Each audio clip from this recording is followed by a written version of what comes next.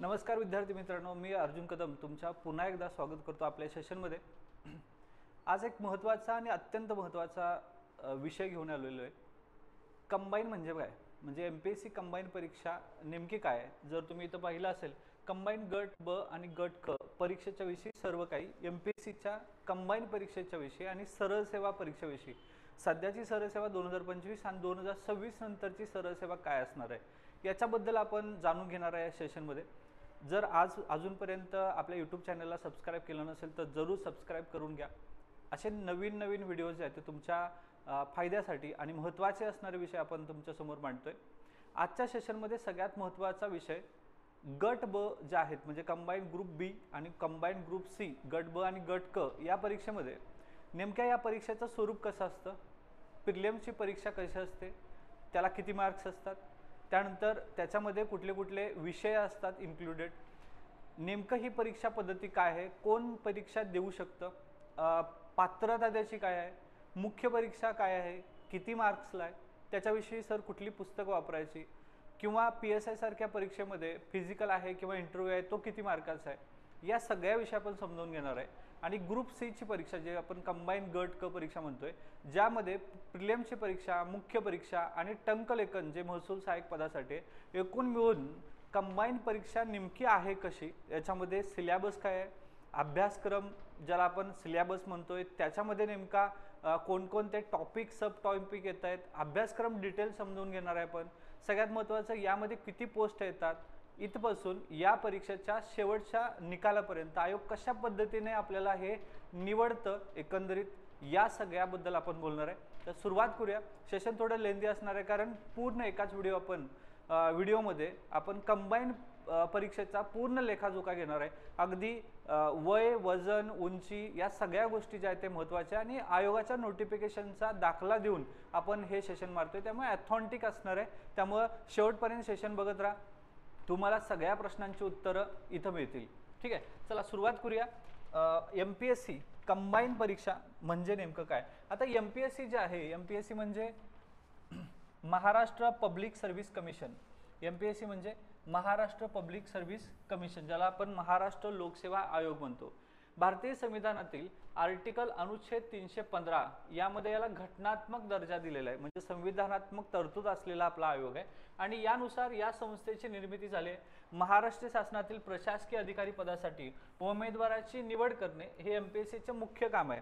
हे लक्षात घ्या, एमपीएससी ही अधिकाऱ्यांची निवड करते, नेमणूक करण्याचे अधिकार राज्य सरकारला आहेत। त्यामुळे हे लक्षात घ्या, इथं जे मी बोलतोय या सगळ्या गोष्टी एक एक ज्या आहेत ऑब्जेक्टिव्हमध्ये महत्त्वाच्या गोष्टीवरती आपण फोकस करणारच आहोत। ठीक आहे, तर ही निवड करण्याचं काम एमपीएससी करते। एमपीएससी नेमक्या किती पद्धतीनं ही परीक्षा घेते, ह्या सगळ्याच गोष्टीचा लेखाजोखा आपल्याला सविस्तर बघायचा आहे। तत्पूर्वी परीक्षेची पद्धती म्हणजे काय। आता हे जे व्हिडिओ आहे याच्यामध्ये ज्यांनी आजपासून एमपीएससीला सुरुवात केलेली आहे त्यांचं स्वागत आहे या क्षेत्रामध्ये। स्पर्धा परीक्षाच म्हटलेलं आहे, त्यामुळं यामध्ये स्पर्धा जी आहे ती असणार आहे। तर कुठं स्पर्धा नाही आहे, सगळीकडे तर स्पर्धा आहे। स्पर्धेमध्ये आपल्याला काय करायला लागेल, स्वतःचा टिकाव लावावा लागेल। आणि याच्यासाठी महत्त्वाचं आहे की परीक्षा पद्धती लवकरात लवकर समजावून घेऊन स्टँडर्ड पुस्तकं आहेत किंवा रेफरन्स पुस्तक आहे, परीक्षेचा पॅटर्न काय आहे, या सगळ्या गोष्टी जर तुम्हाला व्यवस्थितरित्या अगदी करेक्ट टाईममध्ये समजल्या तर ह्या स्पर्धा परीक्षा, या परीक्षा लवकरात लवकर आपण क्रॅक करून अधिकारी जे आहेत ते होण्याची स्वप्न जे आहेत ते बाळगून आपण इथे या क्षेत्रात आलेलो आहोत। तर ते जे ध्येय आहे ते ध्येय सिद्ध तुम्हाला होऊ शकतं। त्यामुळं सगळ्यात महत्त्वाचं काय, व्हिडिओ शेवटपर्यंत जे आहे ते पाहून घ्या। प्रस्तुत परीक्षेमधून भरावयाच्या सर्व संवर्गातील पद भरती करता एकच संयुक्त पूर्व परीक्षा घेण्यात येईल। म्हणजेच काय, गट ब साठी सुद्धा एकच परीक्षा होईल पूर्व परीक्षा, आणि गट क साठी सुद्धा एकच पूर्व परीक्षा होईल, ज्याला प्रिलिम्स परीक्षा ही आहे क्वालिफाईंग परीक्षा। याचे मार्क्स जे आहेत ते अंतिम निकालामध्ये धरले जात नाहीत, त्यामुळे एक परीक्षा पद्धती होईल। आता या वर्षी म्हणजे 2025 पासून आयोगाने कंबाईनची परीक्षा सेपरेट घ्यायचं ठरवलेलं आहे। हा जो संयुक्त पूर्व परीक्षेचा पॅटर्न होता 2017 पासून, तो 2017ला कंबाईन परीक्षा जी आहे ती एकत्रित झाली आणि अराजपत्रित कंबाईन परीक्षा गट ब आणि गट क हे एकच पेपर व्हायला लागला। पण यावर्षी 2025 पासून आयोगाने काय केलं, गट ब ची परीक्षा सेपरेट केली आणि गट क ची परीक्षा सेपरेट केली। म्हणजे प्रत्येक ब आणि क यासाठी एकच संयुक्त पूर्व परीक्षा घेण्यात येऊ शकते, म्हणजे घेण्यात येत आहे सध्या. महाराष्ट्र गट ब याला आपण अराजपत्रित नॉन गॅझेटेड सेवा संयुक्त पूर्व परीक्षेच्या जाहिरातीस अनुसरून अर्ज करणाऱ्या उमेदवाराकडून आयोगाच्या संगणक प्रणालीद्वारे ऑनलाईन पद्धतीने अर्ज करण्यात येतील. त्यामुळे ऑनलाईन पद्धतीनेच तुम्हाला अर्ज करता येऊ शकतं. प्रिलिम्स परीक्षा डिक्लेअर झाल्यानंतर आपल्याला आयोग अवधी देतं, ऑनलाईन जे आहे ते तुम्ही फॉर्म भरू शकता. आता इथं नवीन मुलांच्यासाठी सगळ्यात महत्त्वाचं की जर MPSCची परीक्षा आता तुम्ही नव्यानं देतायत तर MPSCचं तुम्हाला प्रोफाईल बनवायला लागेल. आणि जे जुने विद्यार्थी आहेत त्यांच्यासाठी महत्त्वाची सूचना आहे की तुम्हाला KYC अपडेट करणं हे खूप गरजेचं आहे. त्यामुळं जुन्या विद्यार्थ्यांनी ज्यांचं ऑलरेडी MPSC मध्ये प्रोफाईल आहे त्यांनी KYC जे आहे ते आपली करून घ्यायला लागणार आहे. आता इथं ऑनलाईन परीक्षेचा फॉर्म भरताना आधी आपल्याला MPSC प्रोफाईल बनवायला लागेल. त्याच्यामध्ये कोणकोणती कागदपत्र लागत आहेत, सर आरक्षित प्रमाणपत्र नेमकं कोणतं लागतं, उत्पन्नाचा दाखला लागतो का, ही सगळी नेमकी कुठली कागदपत्र लागत आहेत. तर याच्यासाठी आपण सेपरेट व्हिडिओ बनवणार आहे, त्याच्यामध्ये आपण डिटेल तिथं त्याच्यावरती बोलूया. पण सध्या इथं आपण परीक्षा पद्धती समजून घेतोय. ऑनलाईन पद्धतीने अर्ज मागवण्यात येतील आयोगाकडून. त्यानंतर संयुक्त पूर्व परीक्षेकरता भरावयाच्या अराखीव याचा अर्थ ओपन, आरक्षित एकूण म्हणजे आरक्षित म्हणजे याचा अर्थ जे रिझर्व्ह कॅटेगरीमध्ये आहेत ते, अराखीव म्हणजे ओपन, आरक्षित म्हणजे आरक्षण असणारा, एकूण पदसंख्येच्या आधारे मुख्य परीक्षेसाठी पात्र करावयाच्या उमेदवारांची संख्या निश्चित करून सामायिक पूर्व परीक्षेमधील उमेदवारांच्या गुणांच्या आधारे गट ब सेवेकरता एकत्रित निकाल जाहीर करण्यात येईल. या वर्षीपासून 2025 पासून आयोगाने लक्षात ठेवा 1 कट ऑफ जो आहे 1 कट ऑफ हा डिक्लेअर केलेला आहे. त्यामुळे पूर्वीची परीक्षा पद्धती काय होती, आत्ताची परीक्षा पद्धती काय असणार आहे याच्याबद्दल आपण सविस्तर बोलणार आहेत. यामध्ये सगळ्यात महत्त्वाचं एक आहे की पर्सेंटाईल मेथड, पर्सेंटेज नाही तर पर्सेंटाईल मेथड ही कंबाईनमध्ये ऑलरेडी पासूनच आहे. सध्या 2025 मध्ये महाराष्ट्राचे मुख्यमंत्री देवेंद्र फडणवीस साहेब यांनी घोषणा केली आहे की पुढच्या 6 महिन्यामध्ये टप्प्याटप्प्याने सगळ्या सरसेवा ज्या आहेत त्या गट क मध्ये इन्व्हॉल्व होत आहेत आणि गट क ला पर्सेंटाईल ही पद्धत जी आहे ती लावणार आहे. आता इथं पर्सेंटाईल पद्धत म्हणजे काय ते सुद्धा आपण सविस्तर पाहणार आहे. त्यामुळे जुन्या आणि नवीन विद्यार्थ्यांसाठी हा व्हिडिओ फार महत्त्वाचा असणार आहे. त्यामुळे एक एक ऑब्जेक्टिव्ह टाईपच्या गोष्टीवरती आपण चर्चा करूया. प्रिलिम्स राखीव आणि अराखीव या दोघांच्याही पदसंख्येच्या आधारे म्हणजे त्यावर्षी किती पदं येत आहेत त्याच्यावरती मुख्य परीक्षेसाठी पात्र भरावयाच्या उमेदवाराची संख्या निश्चित करून म्हणजे जवळपास 12 पट संख्या निश्चित केली जाते. याच्यामध्ये थोडेफार चेंजेस होऊ शकतात. पूर्व परीक्षेमधील उमेदवारांच्या गुणांच्या आधारे गट ब सेवेकरता एकत्रित निकाल जाहीर केला जातो. ही जी पद्धत आहे तिला पर्सेंटाईल म्हणतात. पर्सेंटाईल पद्धतीमध्ये अनुसूचित जाती ओपन कॅटेगरीमध्ये किती पर्सेंटाईल मार्क तुम्हाला पाहिजेत याच्यावरती आपण सुद्धा बोलणार आहे एका व्हिडिओमध्ये. सध्या तरी ही पद्धती जी आहे ते आपण समजून घ्या. मुख्य परीक्षेच्या प्रवेशासाठी उमेदवारांची संख्या विहित मर्यादित सीमित करण्यासाठी पूर्व परीक्षा घेण्यात येते. पूर्व परीक्षेसाठी आयोगाने विहित केलेल्या गुणांची किमान सीमारेषा किंवा त्यापेक्षा जास्त गुण मिळवणाऱ्या उमेदवारांना मुख्य परीक्षेसाठी पात्र समजण्यात येतं. म्हणजे का पूर्व परीक्षा घेतोय आपण, तर आयोगाने सांगितलं की मुख्य परीक्षेच्या प्रवेशासाठी आपल्याला मुख्य परीक्षेला प्रवेश मिळवण्यासाठी संख्या विहित आणि मर्यादित सीमित करण्यासाठी पूर्व परीक्षा जी आहे ती घेण्यात येते. आणि पूर्व परीक्षेच्या आयोगाने विहित केलेल्या गुणांची किमान सीमारेषा कमाल नाही आहे. म्हणजे काय, समजा 100 मार्कांचा गट ब चा पेपर झालेला आहे आणि 100 मार्कांच्या गट ब च्या परीक्षेमध्ये सगळ्यात हायेस्ट मार्कवाला जो आहे तो आहे 75 मार्कवाला आपण सपोज करतोय. तर 75 मार्कवाला हायेस्ट आहे. तर या 75 मार्कापैकी आयोगाने कॅटेगरी केलेली आहे की राखीव गटामध्ये पर्सेंटाईल आणि आरक्षित गटामध्ये पर्सेंटाईल. तर याच्या मार्कांच्या आधारे ते होते. ठीक आहे, फार काही किचकट नाही. पुढे आपण एका डिटेल व्हिडिओमध्ये याच्याबद्दल बोलणार आहे. पण अशा पद्धतीनं आयोगाने काम ठरवून हे शेवटी वैधानिक असल्यामुळे संविधानिक असल्यामुळे ऑलरेडी दिलेले आहे की पर्सेंटाईल मेथड कशी काढायची आणि यावरती आधारित तुमचं पूर्वचा कट ऑफ जो ठरवला जातो तो कट ऑफ म्हणजे किमान सीमारेषा.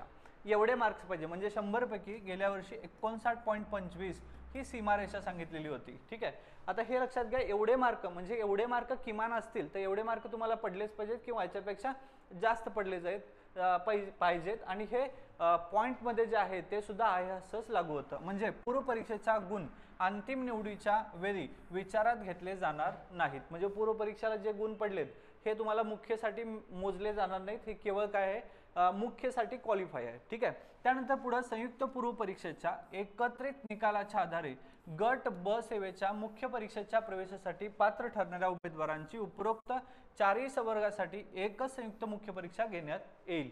म्हणजेच काय, जर तुम्ही पूर्व परीक्षा प्रिलिम्स पास असाल तर मुख्य परीक्षेसाठी मेन्ससाठी एकच परीक्षा मुख्य परीक्षा घेण्यात येईल. एकच परीक्षा, याचा अर्थ यामध्ये गट ब मध्ये 5 पोस्टसाठी आहे, तर 5ही पोस्टसाठी एकच तुमचा पेपर होईल, पेपर क्रमांक 1 आणि पेपर क्रमांक 2. म्हणजे PSI साठी वेगळी, STI साठी वेगळी, ASO साठी वेगळी, सब रजिस्ट्रारसाठी वेगळी असं नाही आहे. तर एकच मुख्य परीक्षा होईल ज्याच्यामध्ये पेपर 2 होतील. पुढे कोणते होतील, सिलेबस काय आपण समजावून घेणार आहोत. आता प्रस्तुत मुख्य परीक्षेकरता अर्ज करणाऱ्या उमेदवाराकडून अधिसूचनेमध्ये नमूद संवर्गापैकी एक किंवा त्याच्यापेक्षा जास्त संवर्गासाठी बसू इच्छितात किंवा कसे याबाबत विकल्प ऑप्शन घेण्यात येईल. म्हणजे हे कधीच आहे, मुख्य परीक्षेसाठी जर तुम्ही अर्ज करणार असाल तर तुम्ही जे वेगवेगळे संवर्ग आहेत, for example PSI, STI, ASO, sub registrar यासारखे जे संवर्ग आहेत त्याच्यामध्ये तुम्हाला काय द्यायचं आहे, ऑप्शन द्यायचं आहे. फॉर एक्झाम्पल तुमची हाईट नाही आहे किंवा तुम्ही PSI साठी बसण्यासाठी इच्छुक नाही आहात, तर तुम्ही ऑप्शन देऊ शकता की त्याला तुम्ही क्लिक करायचं नाही आहे. तर असे ऑप्शन देऊ शकता, पण हे कशासाठी, मुख्य परीक्षेसाठी, ठीक आहे. आणि जर तुम्ही सगळ्या कॅटेगरीमध्ये बसत असाल तर तुम्हाला परीक्षा जी आहे ती सगळ्या पोस्टसाठी म्हणजे 5ही पोस्टसाठी तुम्हाला ती परीक्षा देता येते, मुख्य परीक्षा. हे शेवटी ऑप्शनल दिलेले आहेत.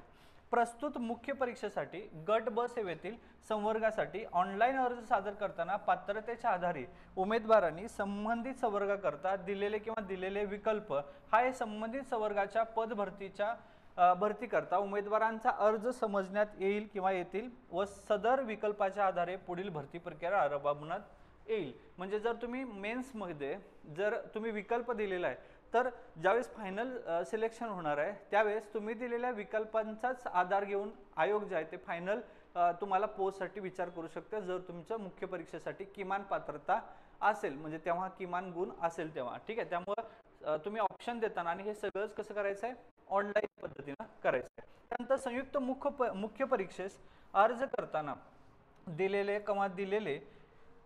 किंवा दिलेले विकल्प तसेच संवर्गनिहाय भरावयाच्या पदसंख्येच्या तसेच पात्रतेच्या आधारे संबंधित संवर्गाकरता अर्हता प्राप्त ठरणाऱ्या उमेदवारांसाठी स्वतंत्र संवर्गनिहाय निकाल जाहीर करण्यात येईल, ठीक आहे. तर हे काय आहे, तर संवर्गाकरता अर्हता प्राप्त ठरणारे उमेदवार याच्यासाठी स्वतंत्र संवर्गनिहाय निकाय जे आहे ते निकाल जाहीर करण्यात येतात. हे मुख्य परीक्षेचे निकाल लावता येईल. मुख्य परीक्षेसाठी गट ब सेवेतील संबंधित संवर्गाकरता उमेदवारांनी दिलेल्या विकल्पाच्या आधारे मुख्य परीक्षेचा संवर्गनिहाय स्वतंत्र निकाल जाहीर करण्यात येईल. तर हे जर तुम्ही मुख्य परीक्षा दिलेले असाल तर विकल्प जे काही तुम्ही ऑप्शनल दिला आहे त्याच्यानुसार संवर्गनिहाय स्वतंत्र निकाल आयोग जे आहे ते जाहीर करेल, म्हणजे PSI चा, STI चा, ASO चा, ठीक आहे. आता प्रस्तुत मुख्य परीक्षेसाठी अर्ज सादर करताना अर्जामध्ये नमूद केलेली माहिती, विविध संवर्गांसाठी दिलेले विकल्प यामध्ये निवड प्रक्रियेच्या कोणत्याही टप्प्यावरती बदल करण्याबाबतची विनंती कोणत्याही परिस्थितीमध्ये मान्य करता येणार नाही. जर तुम्ही एकदाच फॉर्म भरला असाल, हे मुख्य परीक्षेचं सांगतोय मी, तर त्याच्यामध्ये तुम्हाला चेंजेस करता येत नाहीत. त्यामुळे मुख्य परीक्षेचा जर फॉर्म भरत असाल तर व्यवस्थितरित्या उघडा डोळे बघा नीट असं करूनच फॉर्म तुम्हाला भरायला लागेल, कारण कोणत्या टप्प्यावरती तुम्हाला बदल ते करता येणार नाहीत मुख्य परीक्षेचं. आता जाहिरातीस अनुसरून पूर्व किंवा मुख्य परीक्षेकरता अर्जाद्वारे केलेल्या विविध दाव्यांच्या अनुषंगाने कोणत्याही टप्प्यावर कागदपत्रे किंवा पुरावा सादर करणे अनिवार्य आहे, अन्यथा आयोगाच्या सूचनांचे उल्लंघन आणि आयोगाची फसवणूक समजून आयोगाच्या स्वेच्छाधिकारानुसार संबंधितावर कारवाई करण्यात येईल. म्हणजे तुमचे कागदपत्र आणि पुरावा सादर करणे अनिवार्य राहू शकते जर आयोगाने तशा पद्धतीचं तुम्हाला सांगितलं असेल तर. म्हणजेच काय, तर कोणत्याही टप्प्यावरती तुम्हाला आयोग तुमचे कागदपत्र जे आहे ते मागवू शकतं, ती तुम्हाला जतन करून ठेवावी लागतील, ठीक आहे. तर हे लक्षात ठेवा, म्हणजे आयोगाचा हा काय आहे, स्वेच्छाधिकार आहे. म्हणून पूर्व परीक्षेमध्ये जो काही कार्बन कॉपी असते, ही कार्बन कॉपी आयोग निवडीच्या कोणत्याही टप्प्यावरती तुम्हाला ती मागवू शकतं. त्यामुळे प्रिलिम्स पास झालोय, आता मी ते फाडून टाकलोय, कुठे गेले मला माहित नाही असं म्हणून चालत नाही, कारण आयोग तुमची कागदपत्र तपासण्याची म्हणजे एक अधिकारी होण्याची कुवत आहे का हे चेक करता पुढच्या नोटिफिकेशन मध्ये तो मुद्दा येईल. पुढे जाऊया. आता MPSCच्या परीक्षा नेमक्या काय आहेत, आता हे लक्षात घ्या. MPSCची परीक्षा एकूण ह्या 3 मुख्य परीक्षा आहेत. संयुक्त परीक्षा गट ब ज्याला आपण कंबाईन म्हटलं, संयुक्त परीक्षा गट क ज्याला कंबाईन ग्रुप सी म्हटलं, आणि राज्यसेवेची परीक्षा जी गॅझेटेड आहे हिला म्हणतात राजपत्रित परीक्षा. 38 प्रकारच्या पोस्ट ज्या आहेत त्याच्यामध्ये विराजमान आहे, त्याच्यामध्ये वाढ होऊ शकते. ठीक आहे. आता हा पूर्वचा पॅटर्न काय आहे, हा जो आहे गट ब ची परीक्षा, याचा पूर्व परीक्षा ही वस्तुनिष्ठ आहे.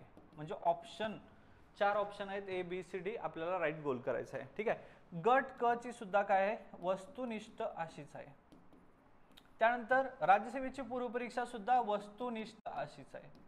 याच्यामध्ये 2 पेपर आहेत, एक आहे जीएस आणि दुसरा आहे C SAT civil service aptitude test. दोन्ही परीक्षा पूर्व परीक्षा ह्या सुद्धा काय राहतील, वस्तुनिष्ठ ज्या आहेत, मल्टिपल चॉईस क्वेश्चनच राहतील. आता मुख्य परीक्षेची गोष्ट करू.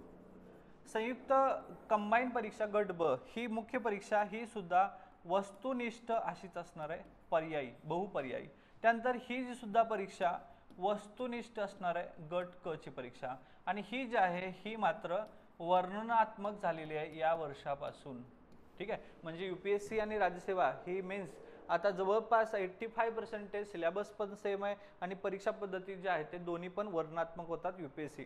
हा मात्र पॅटर्न पूर्व असू दे मुख्य असू दे, हा मात्र काय राहील, हा पूर्ण वस्तुनिष्ठ स्वरूपाचा राहील. या तासामध्ये आपण कंबाईनच्या परीक्षेच्या बद्दल जाणून घेणार आहे. ठीक आहे. चला, संयुक्त परीक्षा गट ब याला आपण ग्रुप बी चा पेपर म्हणतोय. यामध्ये कुठल्या कुठल्या पोस्ट आहेत, सहाय्यक कक्ष अधिकारी एएसओ ज्याला आपण म्हणतो. याचा अलीकडचा जो पगार आहे सरकारने वाढवलेला आहे. नुकताच नोटिफिकेशन मध्ये जवळपास 1,40,45,45 रुपये पगार केलेला आहे पर महिना. त्यामुळे असिस्टंट सेक्शन ऑफिसर याचं मेरिट सुद्धा हाय लागतं. एएसओ ची पोस्ट आहे. हे सगळ्या गट ब नॉन गॅझेटेडच आहेत. त्यानंतर एसटी आहे, सेल टॅक्स इन्स्पेक्टर. त्यानंतर पोलीस उपनिरीक्षक ज्याला आपण फौजदार म्हणतो, पीएसआय पोलीस सब इन्स्पेक्टर. ठीक आहे. त्यानंतर दुय्यम निरीक्षक याला मुद्रांक निरीक्षक गट ब, सब रजिस्ट्रार ही एक पोस्ट आहे. आणि वरिष्ठ लिपिक किंवा पर्यवेक्षक, सिनियर क्लर्क किंवा सुपरवायझर ही एक पोस्ट आहे. अशा 1 2 3 4 5 पोस्टसाठी ही परीक्षा होते. याला आपण म्हणतो कंबाईन गट ब ची पूर्व परीक्षा किंवा गट ब च. आता इथं एमपीएससी गट ब परीक्षेसाठी पात्रता काय लावते, जर तुम्हाला ही गट ब ची परीक्षा द्यायची असेल तर पात्रता काय बघा.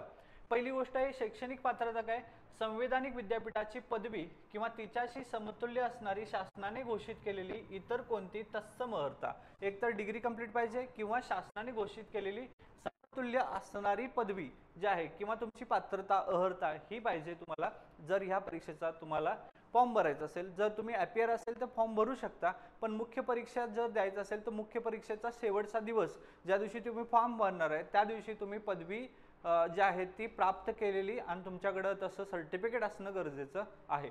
त्यानंतर पदवी परीक्षेत बसलेले उमेदवार प्रस्तुत संयुक्त पूर्व परीक्षेस तात्पुरते पात्र असतील, परंतु संयुक्त पूर्व परीक्षेच्या निकाला आधारे संबंधित संवर्गाकरता घेण्यात येणाऱ्या मुख्य परीक्षेच्या प्रवेशासाठी पात्र ठरणाऱ्या उमेदवारांनी संबंधित मुख्य परीक्षेचा अर्ज स्वीकारण्यासाठी विहित केलेल्या अंतिम दिनांकापर्यंत पदवी परीक्षा उत्तीर्ण होणं आवश्यक राहील. याचा अर्थ समजतंय, जर तुम्ही प्रिलिम्स असाल, प्रिलिम देणार असाल आणि तुम्ही सेकंड इयर थर्ड इयरला असाल, तुम्ही अपियर म्हणून ती थर्ड इयरला असाल तर अपियर म्हणून ती परीक्षा देऊ शकता. पण जर तुम्ही मेन्सचा फॉर्म भरणार आहात तर प्रिलिम्सचा पास झाल्यानंतर मेन्सचा फॉर्म भरण्याची जी शेवटची दिनांक अंतिम दिनांक तिथपर्यंत तुम्हाला ती पदवी परीक्षा उत्तीर्ण नाही, तिथं तुम्हाला सर्टिफिकेट असणं, प्रमाणपत्र असणं हे खूप गरजेचं आहे. त्यामुळे लक्षात येते तुम्ही मुख्य परीक्षा मग तेव्हा नाही देऊ शकत. मराठी भाषेचे ज्ञान असणे आवश्यक आहे. शारीरिक मोजमापे किंवा अर्हता, पोलीस उपनिरीक्षक पदासाठी विकल्प नमूद करणाऱ्या उमेदवाराकडे उपरोक्त अर्हतेसोबत खालीलप्रमाणे किमान शारीरिक अर्हता असणं गरजेचं आहे. फक्त एक पीएसआय पोस्टच आहे ज्याच्यामध्ये तुम्हाला ज्याला आपण शारीरिक अर्हता पात्रता असणं गरजेचं आहे. काय पाहिजे, पुरुषांसाठी उंची 165 सेंटीमीटर इतकी पाहिजे. पुरुष लोक 165 सेंटीमीटर आणि छाती न फुगवता 79 सेंटीमीटर आणि फुगवण्याची क्षमता 5 सेंटीमीटर असणं गरजेचं आहे, अन्यथा तुम्ही डिस्क्वालिफाय ठराल. ठीक आहे, तर हे लक्षात ठेवा. आणि महिलांसाठी पीएसआय साठी उंची जी आहे 157 सेंटीमीटर आहे, हे लक्षात घ्या. 157 सेंटीमीटर हे कुठलं आहे, गट ब पीएसआय साठी ही शारीरिक अर्हता आहे. त्यानंतर जाऊया वयोमर्यादाकडे. सगळ्यात महत्त्वपूर्ण मुद्दा आहे वयोमर्यादा. कारण का, यामध्ये PSI साठी वयोमर्यादा किती आहे याच्याबद्दल बरेच विद्यार्थी साशंक असतात. या सगळ्याच गोष्टी आपण सॉर्ट आउट करणार आहे. वयोमर्यादा आयोगाच्या नोटिफिकेशन मध्ये 3.2 मध्ये आयोगाने वयोमर्यादा दिलेली आहे, त्यामुळे आपण जी आकडेवारी घेतोय ते ऑथेंटिकच घेतोय. वयोमर्यादा गणण्याचा दिनांक जाहिरातीमध्ये नमूद केल्याप्रमाणे राहतो, हे सगळ्यात महत्त्वाचं. सगळ्यात शेवटी बघा, विहित वयोमर्यादा इतर कोणत्याही बाबतीत शिथिल करण्यात येणार नाही. म्हणजे ही वयोमर्यादा कुठल्याही बाबतीत शिथिल करता येणार नाही.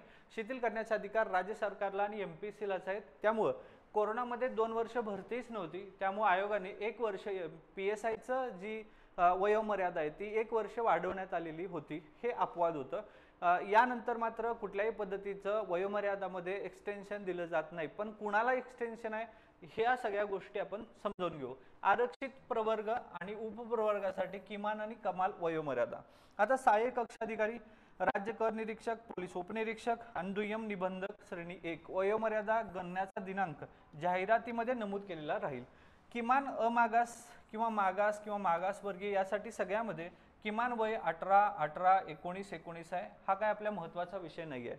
इथं समजावून घ्या, कमाल वयोमर्यादा अमागास याचा अर्थ ओपन आणि मागासवर्गीय म्हणजे जे आरक्षित आहेत, अनाथ असतील किंवा आर्थिकदृष्ट्या दुर्बल घटक, ठीक आहे, तर हे असतील. यांच्यासाठी काय आहे बघा, सहाय्यक कक्ष अधिकारी म्हणजे ASO साठी किंवा ओपनवाल्यांसाठी 38 वर्ष आहे मर्यादा. 38 पेक्षा जास्त असतील दिनांक शेवटी जाहिरातीमध्ये ज्या दिवशी जाहिरात पडली त्या दिवशी 38 वर्षापेक्षा जास्त असेल तर तुम्हाला ती परीक्षा देता येत नाही. आणि मागास असाल तर तुम्हाला 43 वर्षापर्यंत ती परीक्षा देता येते. हे 38 आणि 43 हे समजून घ्या. इथं सुद्धा 38 + 43, 38 आणि 43 आहे. ही राज्य कर निरीक्षक म्हणजे STI आहे.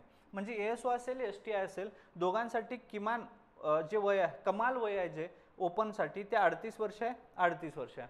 आणि जर तुम्ही मागासवर्गीय, अनाथ आणि आर्थिकदृष्ट्या दुर्बल घटक असाल तर 43 वयापर्यंत तुम्हाला देता येतं. इथं सुद्धा 38 + 38 आणि 43 आहे. कुठला दुय्यम निबंधक श्रेणी 1 साठी, म्हणजे ओपनवाल्यांसाठी 38 वर्ष आणि कास्टवाल्यांसाठी 43 वर्ष. पण PSI अशी एकमेव पोस्ट आहे पोलीस उपनिरीक्षकसाठी, तिथं कमाल वय जे आहे ओपनवाल्यांसाठी ओनली 31 वर्षापर्यंत तुम्हाला परीक्षा देता येतं. आणि जर तुम्ही मागासवर्गीय, अनाथ आणि आर्थिक दुर्बल घटकमध्ये असाल तर 34. म्हणजे केवळ PSI साठीच 31 आणि 34 ची मर्यादा, ही मागासवर्गीयांसाठी आणि ही ओपनसाठी 31, बाकी सगळ्यांसाठी 38 आणि 43 आहे. आता जर तुम्ही प्रावीण्यप्राप्त खेळाडू असाल तर सगळ्यांच, म्हणजे जर ASO साठी 43 आहे, मागासवर्गीय पण 43च आहे, STI साठी 43 आहे, मागासवर्गीयासाठी 43 आहे.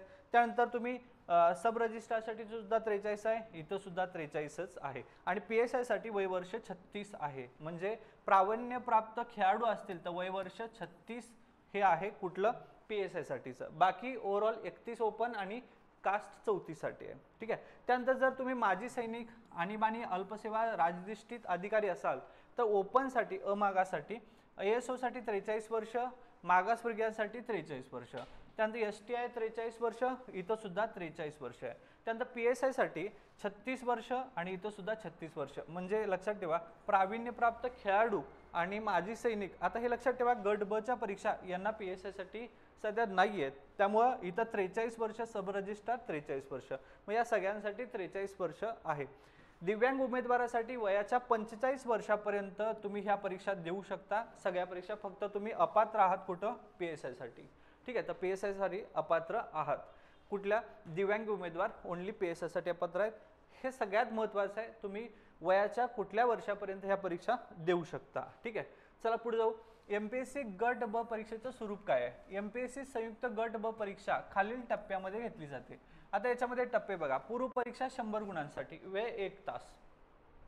1 तास जी आहे ती परीक्षा असणार आहे 60 मिनिटांची आणि 100 गुणांसाठी पूर्व परीक्षा असणार आहे. त्यामध्ये पडणारे मार्क मुख्य परीक्षेमध्ये गणले जात नाहीत, हे समजून घ्या. आता मुख्य परीक्षा जी आहे ती 400 गुणांची असणार आहे. पेपर क्रमांक 1 200 मार्क, पेपर क्रमांक 2 200 मार्क, असे टोटल 400 गुणांची ती परीक्षा असेल. मुलाखत फक्त PSI साठी असेल. 40 गुण जे आहेत ते मुलाखतीसाठी पडणं गरजेचं आहे. सॉरी, 40 गुणांसाठी ही मुलाखत आहे. 40 पैकी किती मार्क मिळतात हे मार्क तुम्हाला शेवटच्या फायनल जे काही मार्क आहेत त्याच्यामध्ये धरले जातात. याचा अर्थ केवळ PSI म्हणजे बाकीच्या सगळ्या ज्या 4 पोस्ट आहेत याचा निकाल 400 पैकी लावला जातो, तर मुख्य परीक्षेचा PSIचा निकाल हा 440 मार्कापैकी लावला जातो. म्हणजे कारण का 40 मार्क हे जे आहेत त्याच्यामध्ये नमूद केले जातात. शारीरिक चाचणी PSI साठी 100 गुणांची राहील. याच्यामध्ये पात्रता 60% असणं गरजेचं आहे. हे मार्क मोजले जात नाहीत मुख्य परीक्षेमध्ये. पण तुम्हाला जर 100 पैकी 59 मार्क असतील तर तुम्ही एलिजिबल पात्र राहत नाही, हे लक्षात घ्या. कारण तुम्हाला किमान किती मार्क पडले पाहिजे, पात्रता 60%च पडले पाहिजेत. ठीक आहे, तर हे लक्षात घ्या. शारीरिक चाचणी 100 गुणांची राहील जी क्वालिफाय असेल, आणि त्यानंतर PSI साठी मुलाखत 40 गुणांसाठी असेल. हे मार्क पकडले जातील, म्हणजे टोटल 440. बाकीच्या सगळ्यांसाठी 400 मार्काचाच मुख्यचा पेपर राहील, याच्यामधूनच तुम्हाला निकाल लावले जातील. आता पूर्व परीक्षा जी आहे ती पूर्व परीक्षा 100 गुणांची वेळ 1 तास. आता यामध्ये कुठले कुठले विषय आहेत, टोटल 7 पॉईंट आहेत. 7 पॉईंट आहेत आणि कुठले कुठले विषय आहेत बघा. पहिला विषय चालू घडामोडी, जागतिक तसेच भारतातील. आता हे लक्षात घ्या, गट ब चा आणि गट क चा प्रिलियमचा सिलेबस सेमच आहे, म्हणजे लक्षात ठेवा. ग्रुप बी चा पण आणि ग्रुप सी चा पण हे दोन्हींचे पेपर, ग्रुप बी आणि ग्रुप सी, ज्याला आपण कंबाईन गट ब आणि कंबाईन गट क म्हणतोय, याचा पूर्वची परीक्षा 100 गुणांची वेळ 1 तासाचा सिलेबस दोन्हींच्याकडे पण सेमच आहे. सिलेबस काय बघूया. चालू घडामोडी जागतिक तसेच भारतातील. नागरिक शास्त्र आहे म्हणजे राज्यशास्त्र इथं दिले. भारतीय घटनेचा प्राथमिक अभ्यास, राज्य व्यवस्थापन, प्रशासन, ग्राम प्रशासन, म्हणजे तुम्हाला इंडियन पॉलिटी, संविधान आणि पंचायत राज शिकायचं आहे. त्यानंतर इतिहासामध्ये आधुनिक भारताचा, विशेषतः महाराष्ट्राचा, म्हणजे भारत आणि महाराष्ट्र शिकायचं आहे. भूगोलामध्ये महाराष्ट्राचा भूगोलाचा विशेष अभ्यास, पृथ्वी, जगातील विभाग, हवामान, अक्षांश, रेखांश, महाराष्ट्रातील जमिनीचे प्रकार, पर्जन्यमान, प्रमुख पिके, शहरे, नद्या, उद्योगधंदे इत्यादी. याचा अर्थ काय, भूगोल तुम्हाला तिन्ही पद्धतीचा आहे. एक प्राकृतिक पण आहे, भारताचा पण आहे आणि महाराष्ट्राचा सुद्धा आहे. त्यानंतर अर्थव्यवस्था कशी आहे. अर्थव्यवस्था, भारतीय अर्थव्यवस्थेमध्ये राष्ट्रीय उत्पन्न, शेती, उद्योग, परकीय व्यापार, बँकिंग, लोकसंख्या, दारिद्र्य, बेरोजगारी, मुद्रा आणि राजकोषीय नीती इत्यादी, शासकीय अर्थव्यवस्था, अर्थसंकल्प, लेखा, लेखापरीक्षण आणि इत्यादी. हा आहे अर्थशास्त्र. आता हे लक्षात घ्या, अर्थशास्त्रामध्ये या वर्षीपासून म्हणजे 2024-25 पासून 4 गोष्टी इन्क्लुडेड केल्यात. त्याच्यामध्ये महाराष्ट्राचा अर्थसंकल्प, महाराष्ट्राची आर्थिक पाहणी, भारताचा अर्थसंकल्प, भारताची आर्थिक पाहणी आणि बेसिक जे इकॉनॉमिक्स आहे. ठीक आहे, तर हा आहे पॉईंट नंबर 5. 6 मध्ये सामान्य विज्ञान आहे, सायन्स. सायन्समध्ये कोण कोण आहे, फिजिक्स आहे, केमिस्ट्री आहे, झूलॉजी आहे, हायजीन आहे आणि बॉटनी आहे. हा सगळा सामान्य विज्ञान आहे. आणि पॉईंट नंबर 7 मध्ये बुद्धिमापन चाचणी आणि अंकगणित. आता बुद्धिमापन आणि अंकगणित सेपरेट न करता त्याला एकत्रितरित्या केलेलं आहे, पण विषय मात्र किती दिसत आहेत, 2 आहेत, बुद्धिमत्ता आणि अंकगणित. याच्यामध्ये सिलेबसमध्ये बुद्धिमापन चाचणीमध्ये उमेदवार किती लवकरात लवकर अचूकपणे विचार करू शकतो हे आजमावण्यासाठी प्रश्न असतील.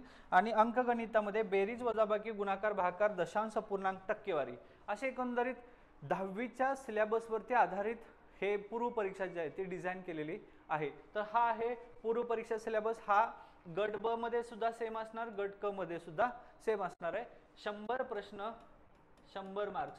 ठीक आहे, तर ही अशी परीक्षा पद्धती आहे पूर्व परीक्षा. आता उत्तर पत्रिकेचं मूल्यांकन कसं होतं, ही आहे तुमची उत्तर पत्रिका. जर तुम्ही पहिलाच पेपर देणार असाल 2025 मध्ये, 2026 मध्ये, तर हे लक्षात ठेवा की अशा पद्धतीची तुमची उत्तर तालिका असते. इथं नेम ऑफ द एक्झामिनेशन लिहायचं असतं. तुमच्या रिसिट हॉल तिकीटवरती नेम ऑफ द एक्झामिनेशन असतं, अराजपत्रित, कंबाईंड, गट, पूर्व परीक्षा 2025-26 जे काय असेल ते इथं तुम्हाला लिहायचं आहे. त्यानंतर रोल नंबर तुमचा जो का असेल तो इथं लिहायचा आहे. रोल नंबर समजा इथं KL 2832 असा असेल तर त्या खाली असे गोलाकार असाल, तुम्हाला तो राईट गोल करायचा आहे बैठक क्रमांकाचा. त्यानंतर क्वेश्चन बुकलेट नंबर असतो तिथं दिलेला, तो लिहायचा आहे तिथं. त्यानंतर तुमचा सेट जो आहे तो ABCD अशा 4 सेटमध्ये असतो, तो कुठला सेट आहे इथं लिहायचा आहे, तिथं गोल करायचा आहे. सब्जेक्ट कोड तुम्हाला दिलेला असतो, तो सब्जेक्ट कोड लिहायचा आहे. आणि त्यानंतर इथं जे आहेत कॅन्डिडेट सिग्नेचर ह्या एवढ्याच बॉक्समध्ये तुम्हाला ती करायचं आहे. आणि त्यानंतर हा जो पेपर आहे ह्यामध्ये थोडेफार चेंजेस होत राहतात, जसं की टोटल नंबर क्वेश्चनची अटेम्प्टेड संख्या आधी होती ती आता नाही आहे. तर अशा पद्धतीचे जे प्रश्न आहेत हे थोडे आयोग जे आहे ते नेहमी अपडेट राहण्यासाठी तुम्ही MPSC जे ऑफिशियल वेबसाईट आहे टेलिग्रामच्या, तर टेलिग्रामच्या ऑफिशियल त्या चॅनलवरती, टेलिग्राम चॅनलवरती MPSC टाकला तर आयोगाचंच अधिकृत चॅनल आहे ते तुम्हाला दिसू शकतं. त्याच्यामध्ये आयोग बरेच जी परीक्षा पद्धती जे घेतं त्याच्यावरती तुम्हाला ती माहिती सविस्तर मिळते. आता तिथं काय होतं, आपण करायला एक येतो आणि तिथं सगळंच आयोग टाकत असतं, त्यामुळं गोंधळ उडतो की नेमकं आपल्याला जे हवं आहे ते मिळणार आहे का नाही. त्यामुळं आमच्यासारखे जे चॅनल्स आहेत ते काय करतात, त्याच्यामधून पर्टिक्युलर ज्या परीक्षा पद्धतीसाठी आम्ही तयार करत असतो तिथल्या जो महत्त्वाचा मॅटर आहे तो आपण या टेलिग्राम चॅनलवरती आपल्या ते प्रदर्शित करत असतो, जेणेकरून तुम्हाला राईट जे आहे ते ऑब्जेक्टिव्ह टाईममध्ये तुम्हाला टेंटेटिव्ह माहिती मिळावी याच्यासाठी. त्यामुळं आमचं ऑफिशियल टेलिग्राम चॅनल आहे, ते तुम्हाला डिस्क्रिप्शनमध्ये मिळेल, ते तुम्ही जॉईन करा, जिथं तुम्हाला कंबाईनसाठी सरळ सेवेसाठी तुम्हाला जे काय आयोगाच्या नोटिफिकेशन आहे, काही चेंजेस आहे त्याच्याबद्दल तिथल्या तिथं माहिती जी आहे ते मिळत जाईल. आणि डिस्क्रिप्शनमध्ये आमचा मोबाईल नंबर दिलेला आहे, तुम्हाला अशा पद्धतीचे कुठलेही प्रश्न पडले तर तुम्ही आमच्याशी संपर्क साधू शकता, किंवा MPSCचा ऑफिशियलच चॅनल आहे आणि याच्यामध्ये ईमेलसुद्धा दिलेला आहे MPSCचा. तर MPSCच्या अधिकृत दूरध्वनी क्रमांकावरती आयोगाला तुम्ही कॉल करू शकता, ज्याला आपण ऑफिशियल टाईममध्ये, आणि तुमचे जे काही शंका आहेत त्याचं निरसन करू शकता. एखाद दुसऱ्या वेळ आयोग फोन उचलणार नाही तर परत करा, कधीतरी 100% तुम्हाला प्रतिसाद देईल, कारण विद्यार्थी संख्या भरपूर असल्यामुळं बऱ्याच वेळेला ते फोन जे आहेत ते फोन कधी लागतच नाहीत, किंवा सर लवकर उठत म्हणजे उचलत नाही फोन, किंवा सर आम्हाला तशा पद्धतीचा प्रतिसादच मिळत नाही त्यांच्याकडून. अशा भरपूर गोष्टी असतात. पण मी खात्रीने सांगतो की आयोग प्रत्येकाचे प्रॉब्लेम जे आहेत ते सॉल्व्ह करण्यासाठी तिथं माणसं ठेवलेली आहेत, नमूद आहेत, आणि त्याच्यामध्ये ते फोन रिसीव्ह करतात. फक्त प्रॉब्लेम आहे की त्यांच्याकडे अतिरिक्त ताण असल्यामुळं कदाचित ते तुमचा संपर्क होऊ शकत नाही. त्यासाठी काही शंका असतील तर आयोगाच्या बाबतीत तर तुम्ही आम्हाला संपर्क साधू शकता. ऑथेंटिक माहिती घेऊनच आयोगाच्या नोटिफिकेशनचा विचार करूनच आम्ही तुम्हाला ती माहिती देतो. आयोग जर एका नोटिफिकेशनमध्ये सांगितलंच नाही आणि तुम्हाला तशा पद्धतीची माहिती पाहिजे असेल तर मात्र मग पर्याय नसतो की आयोगाच्या वेबसाईटवरतीच तुम्हाला आयोगाला संपर्क केल्याशिवाय. कारण लक्षात घ्या, हे असं काहीतरी असेल म्हणून काय उपयोगाचं नाही, कारण आयोग जर पुढे जाऊन त्या गोष्टी कंपल्सरी करत असेल तर तुम्ही तिथं चुकलात तर लक्षात घ्या, या परीक्षा पद्धतीमध्ये चूक जी आहे ते चुकीला माफी नाही आहे. त्यामुळं कोणतीही माहिती देताना किंवा कोणतीही माहिती भरताना तुम्ही व्यवस्थितरित्या ती माहिती स्वतः वाचूनच फॉर्म भरा, म्हणजे चुकलं तरी जबाबदार आपण राहू. तर अशा पद्धतीचा पेपर असतो. 200 जे गोल आहेत त्यापैकी 100 मार्काचीच परीक्षा असते, त्यामुळे 100च गोल जे आहेत इथपर्यंतच तुम्हाला करायचं आहे. कशा पद्धतीने गोल करायचं आहे याच्यासाठी सुद्धा आयोगाने सांगितलेलं आहे की पूर्ण तुम्हाला हा असा जर गोल असेल तर पूर्ण हा असा गोल जो आहे तो तुम्हाला भरायचा आहे, रेखांकित करायचा आहे. आणि सगळ्यात महत्त्वाचा, हा गोल रेखांकित करताना तुमचं जे पेन आहे हा पेन मात्र काळाच बॉल पेनच असला पाहिजे, हे लक्षात घ्या. तुम्ही बाकीचा काळा नसलेला पेन जे आहे ते तुम्ही वापरून गोल करू शकत नाही. मुळात पेन जो आहे तो बॉल पॉईंटचाच पेन असला पाहिजे, हे लक्षात घ्या.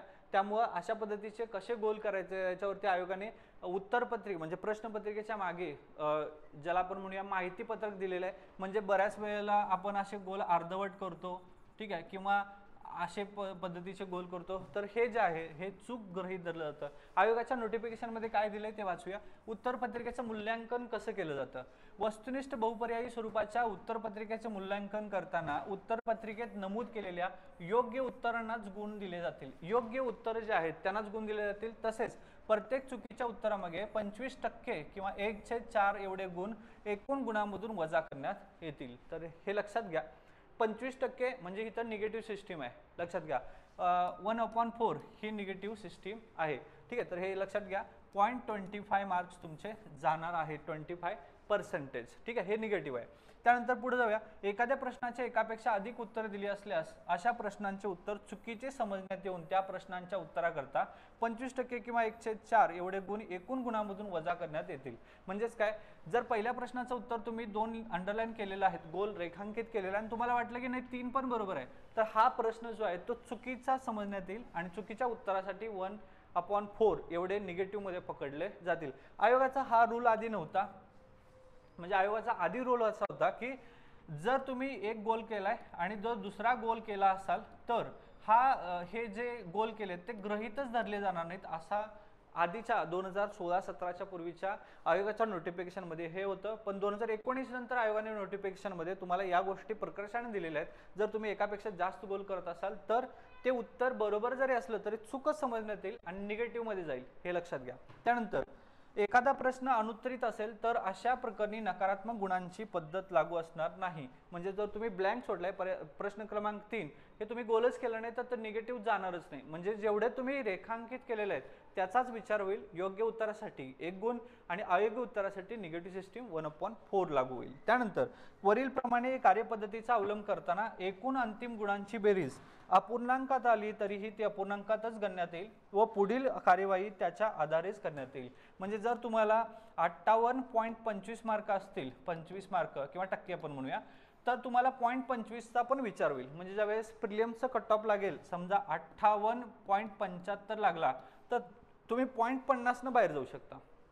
म्हणजे पॉईंट जे आहेत ते सुद्धा मर्यादित आहे. त्यामुळे उत्तरपत्रिकेमध्ये मार्क कॅल्क्युलेशनची राईट मेथड काय आहे ही पण माहीत असणं तितकंच गरजेचं आहे, नाहीतर आपण हा गोंधळ करून बसू शकतो. ठीक आहे, त्यामुळे अपूर्णांकात सुद्धा असेल तरी सुद्धा ती ग्राह्य धरली जाते. ही झाली प्रिलियमची परीक्षा. प्रिलियम 100 प्रश्न, 100 मार्क, टोटल किती कंटेंट आहे 7, आणि त्याच्यावरती एकूण मिळून जर विचार केला तर करंट अफेअर्स आहे, त्यानंतर हिस्ट्री आहे, जिओग्राफी आहे, पॉलिटी आहे, इकॉनॉमिक्स आहे, सामान्य विज्ञान आहे, मॅथ्स आणि रिझनिंग आहे. म्हणजे सिलेबस 8 दिसतात पण पॉईंट दिसतात 7. ठीक आहे, आता याच्यावरती मुख्य परीक्षा बघा, गट ब ची मुख्य परीक्षा. आता पूर्व परीक्षा जी आहे ती पूर्व परीक्षा आपण ज्याला म्हणूया ग्रुप बी आणि ग्रुप सी चा सिलेबस जो आहे तो सिलेबस यालाही ब ला सेम आहे, सी ला सुद्धा सेमच आहे. मुख्य परीक्षाचं सुद्धा मुख्य परीक्षा ब ला जे आपण बघणार आहे तोच पॅटर्न ग्रुप सी ला असणार आहे. म्हणजे नो चेंजेस, कोणतेही चेंजेस नाही आहेत हे लक्षात घ्या. ग्रुप बी ला प्रिलिम्स आणि मेन्सचा सिलेबस सारखा आहे. ग्रुप सी ला आणि ग्रुप सी मध्ये पूर्व आणि मुख्यचा पेपर हा दोन्हींचा सिलेबस जो आहे तो सारखा आहे. म्हणजे असं काही वेगळं काहीच नाही, फक्त या परीक्षा पद्धती गट ब ची प्रिलिम्स अलग, मेन्स अलग, गट क ची प्रिलिम्स अलग, मेन्स अलग आहे. ठीक आहे, तर हे लक्षात घ्या. पुढे जाऊया. संयुक्त पेपर क्रमांक 1. आता मुख्य परीक्षा काय होते, ग्रुप बी ची मुख्य परीक्षा होणार आहे पेपर 2 मध्ये. हा आहे पेपर क्रमांक 1 आणि हा आहे पेपर क्रमांक 2. एकाच दिवशी पेपर होतात हे लक्षात घ्या. दोन्ही पेपर किती तासाचे असणार आहेत, 1 तासाचे असणार आहेत. दोन्ही पेपर 1 तासाचे असणार आहेत. आता संयुक्त पेपरसाठी 200 गुण आहेत आणि संयुक्त पेपर क्रमांक 2 साठी 200 गुण आहेत. म्हणजे पेपर क्रमांक 1 200 गुण, पेपर क्रमांक 2 200 गुण. काय समजलं? मुख्यला 2 पेपर आहेत, पेपर क्रमांक 1 आणि पेपर क्रमांक 2. दोन्ही पेपरसाठी म्हणजे पेपर क्रमांक 1 साठी सुद्धा 1 तास आहे आणि पेपर क्रमांक 2 साठी सुद्धा 1 तास आहे. पेपर क्रमांक 1 ला 200 गुण आहेत, पेपर क्रमांक 2 ला 200 गुण आहेत. आता पेपर क्रमांक 1 च्या बद्दल जाणून घेऊ. पेपर क्रमांक 1 हा लँग्वेज आहे, मराठी आणि इंग्रजी. लक्षात येते, मराठी आणि इंग्रजी लँग्वेजचे पेपर आहेत. म्हणजे तुम्हाला किती 200 गुणाला आहेत, दोन्ही पण एकत्रित्या. म्हणजे इच सब्जेक्ट हा किती आहे 100 गुणांसाठी. 50 प्रश्न 100 मार्क्स. हा सुद्धा इंग्रजी सुद्धा 50 प्रश्न 100 मार्क्स. ठीक आहे, तर 50 प्रश्न 100 मार्क, 50 प्रश्न 100 मार्क. किती प्रश्न झाले 100 प्रश्न, किती गुणांसाठी 200. समजते? म्हणजे पेपर क्रमांक 1 लँग्वेज आहे इंग्लिश आणि मराठी. मराठी 50 प्रश्न 100 मार्क, इंग्रजी 50 प्रश्न 100 मार्क. आता इथं सिलेबस बघा. मराठीसाठी सर्वसामान्य शब्दसंग्रह, वाक्यरचना, व्याकरण, म्हणी, वाक्यप्रचार यांचा अर्थ आणि त्याचे उपयोग आणि उतार्यावरची प्रश्न असे 50 प्रश्न असतील 100 गुणासाठी. इथं सुद्धा निगेटिव्ह सिस्टीम असणारच आहे 1/4. ठीक आहे, तर हे लक्षात घ्या. आता इंग्रजीमध्ये कुठल्या कुठल्या आहेत? इंग्रजीमध्ये 50 प्रश्न 100 मार्कासाठी कॉमन व्होकॅबलरी आहे, सेंटेन्स अँड स्ट्रक्चर आहे, ग्रामर आहे, use of idioms and phrases आहे, their meanings and comprehension of the passage. एवढा सिलेबस आहे त्यांनी दिलेला. तर पेपर क्रमांक 1 लँग्वेज 200 गुण आहेत, वेळ 1 तासाचं. 1 तासामध्ये तुम्हाला हे दोन्ही सोडवायचे आहेत. इंग्लिश आणि मराठी एकत्र पेपर आहे हा. त्यानंतर पेपर क्रमांक 2 जीएस आहे, 200 गुणांसाठी, वेळ 1 तासासाठी. आता जीएस मध्ये कुठले कुठले आहेत बघा.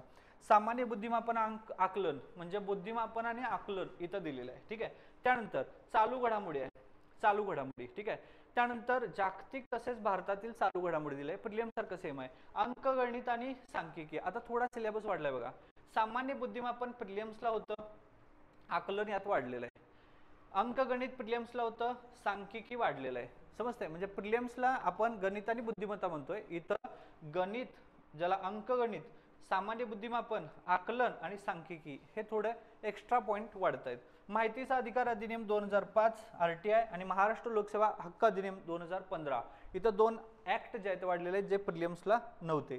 त्यानंतर भारतीय राज्यघटना जी आहे ती भारतीय राज्यघटना एकूण सिलेबस, घटना कशी तयार झाली आणि घटनेच्या प्रस्तावनेची मागची भूमिका, तत्वे, घटनेची महत्वाची कलमे, ठळक वैशिष्ट्ये, केंद्र राज्य संबंध, निधर्मी राज्य, मूलभूत हक्क कर्तव्य, राज्याच्या धोरणांची मार्गदर्शक तत्वे, शिक्षण, युनिफॉर्म सिव्हिल कोड, स्वतंत्र न्यायपालिका, राज्यपाल, मुख्यमंत्री, मंत्रिमंडळ, त्याचा रोल, अधिकार कार्य, राज्य विधिमंडळ, विधानसभा, विधान परिषद, त्याचे सदस्य, त्याचे अधिकार, त्याचे कार्य, विधी समित्या इत्यादी सगळा सिलेबस आहे. याला आपण म्हणतो भारतीय राज्यघटना. सेम सिलेबस सेम नाहीये. प्रिलिम्सचा सिलेबस हा आवाक्यातला आहे. इथं मुख्यचा सिलेबस जो आहे तो थोडा विस्तृत दिलेला आहे, हे लक्षात घ्या.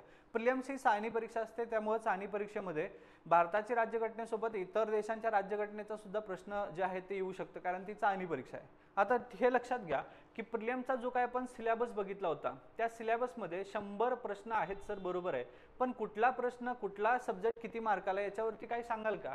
तर हे लक्षात घ्या, टोटल 7 जे आहेत ते इथं पॉईंट दिलेले आहेत. यापैकी सारासार विचार करता चालू घडामोडीला 15 प्रश्न असतात, भूगोलाला 15 प्रश्न, इतिहासाला 15 प्रश्न, त्यानंतर अर्थशास्त्राला 15 प्रश्न, सामान्य विज्ञानाला 15 प्रश्न, बुद्धिमत्ता चाचणी अंकगणित अलीकडं 20-22 मार्काला येत आहे, आणि नागरिकशास्त्र 10 प्रश्न किंवा 12 प्रश्न. म्हणजे हे लक्षात ठेवा की आयोगाने इथं कुठलेही असे टेंटेटिव्ह ठरवलेलं नाही की आम्ही एवढ्या मार्काला एवढं विचारणार. आयोग दरवर्षी चेंज करतं, त्यामुळे शेवटी हे आपल्यावरती डिपेंड आहे की आपण त्या परीक्षेची तयारी करताना इथं आपण नागरिकशास्त्र आपण 15 मार्काला म्हणून केलो तर 10 मार्क मिळतील. 2017-18 प्रश्नपत्रिकेमध्ये जर आपण बघितलं तर ओनली भारतीय राज्यघटना 4 प्रश्न आणि पंचायत राजचे 4 प्रश्न असे येत होती, पण अलीकडं टोटल 10 ते 12 प्रश्न दिसायला लागलेत. म्हणजे असं काय आयोगाने निर्धारित केलेलं नाही की हा विषय एवढ्या मार्काला आहे. त्यांनी एवढं सांगितले की 100 प्रश्न आम्ही देणार आहे आणि 100 मार्कांसाठी असेल. ठीक आहे, तर हे लक्षात घ्या. आता मुख्य परीक्षेकडे पुन्हा येऊया. मुख्य परीक्षेमध्ये सामान्य बुद्धिमापन, आकलन, चालू घडामोडी, अंकगणित, सांख्यिकी, माहिती अधिकार, महाराष्ट्र लोकसभा अधिनियम, हा झाला राज्यघटना. त्यानंतर महाराष्ट्राचा भूगोल. महाराष्ट्राच्या भूगोलमध्ये इथं प्रिलिम्सला महाराष्ट्राचा आणि भारताचा आणि प्राकृतिक आहे. इथं बघा महाराष्ट्राच्या भूगोलमध्ये महाराष्ट्राचा रचनात्मक फिजिकल भूगोल आहे.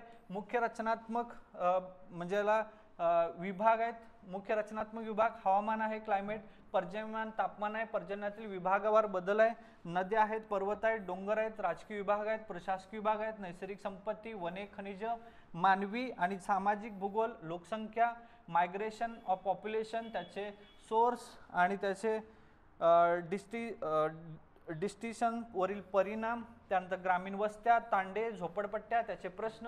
म्हणजे जरा डिटेल महाराष्ट्राचा भूगोल जो आहे तो थोडा डिटेल मुख्य परीक्षामध्ये दिलेला आहे. याच्यावरती बरेच प्रश्न या लोकसंख्या, मायग्रेशन, संपत्ती, त्याच्या सोर्सेस, त्या झोपडपट्ट्या, ग्रामीण वस्ती, तांड्या, याच्यावरती बरेच प्रश्न जे आहेत ते अलीकडं प्रिलिम्सला पण दिसतात आणि मेन्सला पण दिसतात. म्हणजे असंच ठरवू नका की तुम्ही सर हे झोपडपट्ट्या, तांड्या आणि वस्त्याचे प्रश्न ओनली मेन्सला आहेत.